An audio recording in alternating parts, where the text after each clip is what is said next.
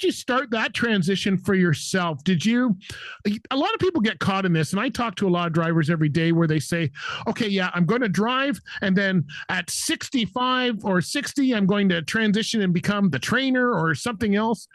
But you can't it doesn't just start and stop. You have to kind of transition. How did you do that? Did you take courses while you were driving, or what did that look like for you? Oh, for sure. So it was funny how I got into real estate investing. So I was driving in West Texas. And so it was funny because I truly believe that if you're doing something that you're not meant to do, it will eventually lead to the thing that you're meant to do. And so, ironically, I just happened to hear a podcast that was on the satellite radio just because that's all that would pick up out there in West Texas where I was at, where a guy was talking about wholesaling real estate. Okay. He was talking about how much money he was making and doing all of this. And I was just glued to that steering wheel, like just listening to it. I'm like, wow, this sounds Everything. yeah, this sounds amazing. And then I just went down this rabbit hole on what is wholesaling real estate. I started going to every event that I could when I could, just deep diving into it to where eventually it was funny. I came home and I told my wife, I said, we're getting into wholesaling real estate. And she's like, what? What are you talking about? Mine, But mine was worse because I told her I'm quitting my six-figure job as a supervisor and I'm going to become a cartoonist because I'm an artist as well. And she was about as excited. yeah. And so that's how it started. I ended up going to like an event here local in Dallas, and I ended up just getting this coach and joining this community, and just kind of hit the ground running, right? Like started doing the steps that they coached me to do and putting the things in place, and sure enough, like it works when you work it. Like I just started putting it in place, and then within 3 months, I ended up quitting my job and doing real estate investing full time, and so. I've been in real estate investing 6 years now. Oh wow! So now I don't know much about real estate investing anywhere, Mhm. especially in the U.S. But I know realtors and stuff here. You have to take tests and have a license and all that stuff. Doesn't that take time? I don't know if it's quicker in the U.S. or I'm not sure how much time that actually takes. My dad was a real estate agent, but he was accountant and he's kind of tried to get into real estate. So I always thought it was like a year. Is that what? How did it Well, get so faster? if you want to do the agent side of things, and so a lot of folks get those mixed up, like I am not a licensed agent actually. So no, I don't have to take classes and do all of that other stuff. I look at deals, analyze it, and say, do I want to buy it? Yes or no? And I buy it. And so I strictly do the investing side of it. Oh, I didn't know you can do that. Okay, see, I'm learning stuff every day. That's Yeah, absolutely. I would imagine it would be the same.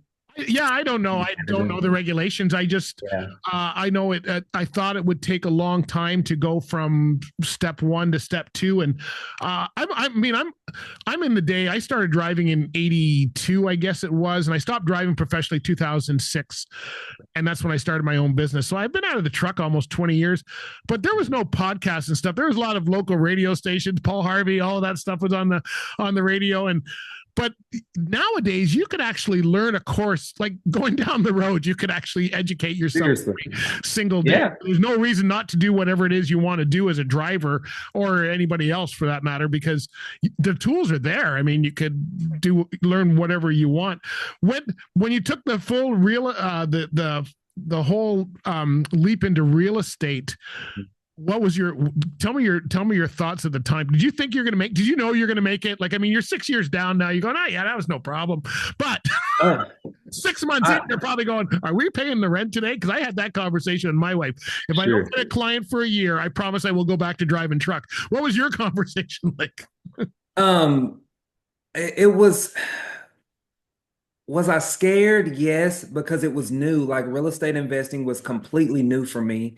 I didn't know real estate investors. I didn't come from a family of real estate investors. So I was as green as it came, stepping into the industry. So it was one of those things where, yes, I was nervous and scared, but it was also one of those things where I was so unhappy with my current situation where like I have to make it work, sort of thing. Like I burn the boats, if you know what I mean, Yes. right? Like, and again, for me, truck driving, I was unhappy.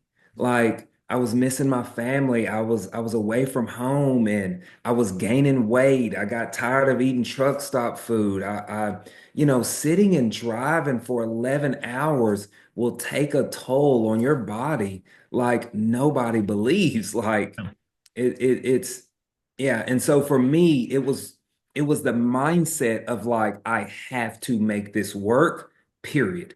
Right. There's no other option for me. And I did. And I went through the ups and downs and the roller coasters where, there was months where I got scared and I'm like, do I start filling out more truck driving applications? And I'm falling on my knees and praying. So there was, of course, all of that stuff in between. Don't think that it wasn't. No, no. I remember I've just stopped reading the ads maybe probably 5 years ago, but I was always reading the ads every day going, if someone says, Bruce, we need you to drive like one trip a week, we're paying you $1 million a year. Okay, I'll take it. I was gonna do Yeah. it. I didn't see that. I didn't see that. I look back now and it's funny because I do a lot of work with young people in the area here. I go to high school career things and all that kind of stuff. And I look back and I was telling someone, I said, I've got a professional art business, so I'm a caricature artist. I don't know if you know that or not, but I'm a Yeah, I caricature saw that. That's neat. weddings and corporate events. So I used to get detentions for drawing on my notebooks. Same thing I charge hundreds of dollars an hour now for.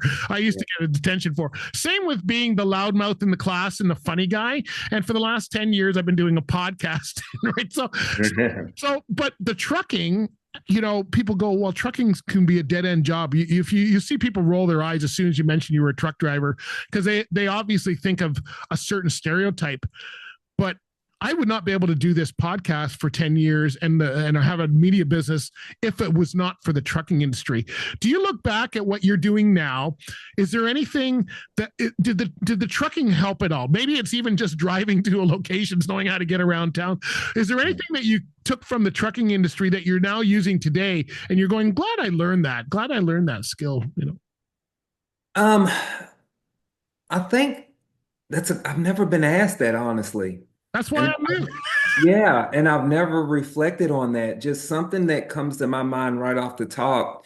Uh, Being a young man, because I was in my low 20s when I got started truck driving, you grow up quick. Yep. Like it teaches you maturity, it teaches you responsibility. Because I'm out here on the road, like I got 80,000 pounds, like that that is I'm in control of. Like I think that hindsight 2020, it did teach me a level of responsibility and leadership in that sense where I need to manage my time effectively because I know that if I need to go 1,200 miles and I got a 11 hours worth of drive time and I need to shut down for 34 hours or whatever it may be, not 34 hours, but whatever the shutdown was, uh, like I needed to manage all of that stuff effectively. So I think it did help me in that sense.